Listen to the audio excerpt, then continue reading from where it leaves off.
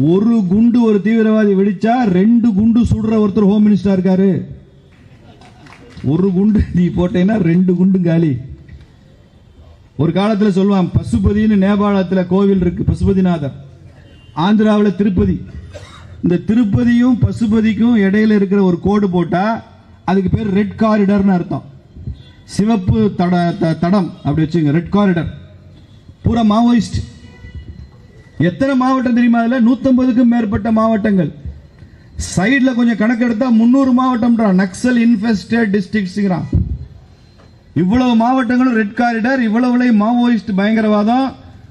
Police station அடிச்சு உடைப்பான், military வாகனங்களை உடைப்பான், பெரிய பெரிய கார்பரேட் எஸ்டாப்ளிஷ்மெண்ட்ல போய் தீ வைப்பான், சாதாரண மக்களை கூட கொல்லுவான். அவன் இன்ஃபார்ம் பண்ணிட்டான் போலீஸுக்கு, இவன் தான் இன்ஃபார்மர்னு. கணக்கற்ற வன்முறை, ஒன்றும் செய்ய முடியல.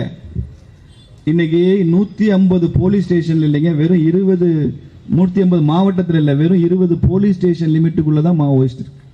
இன்னைக்கு ஒரு மாவோயிஸ்ட கூப்பிட்டு வந்து நிக்க வச்சா, எப்படி இருந்தனா இப்படி ஆயிட்டேன் அப்படிமா. நரேந்திர மோடினால தான் காரணம். எப்படி இருந்தா இப்படி ஆயிட்டான். அந்த டிமானிட்டைசேஷனாலேயே அவங்களுடைய பொருளாதார சாம்ராஜ்யம் உடைஞ்சது. அது அதிகமாக பாதிக்கப்பட்டது மாவோயிஸ்ட் தீவிரவாதிகள் தான். குறைச்சாச்சே, குண்டு வெடிக்கலையே. டிஃபன் பாக்ஸ் எல்லாம் இப்ப இருக்கு, உள்ள குண்டு இல்லையே. இப்பயும் ஸ்கூட்டர் இருக்கு, உள்ள குண்டு வைக்க முடியலையே.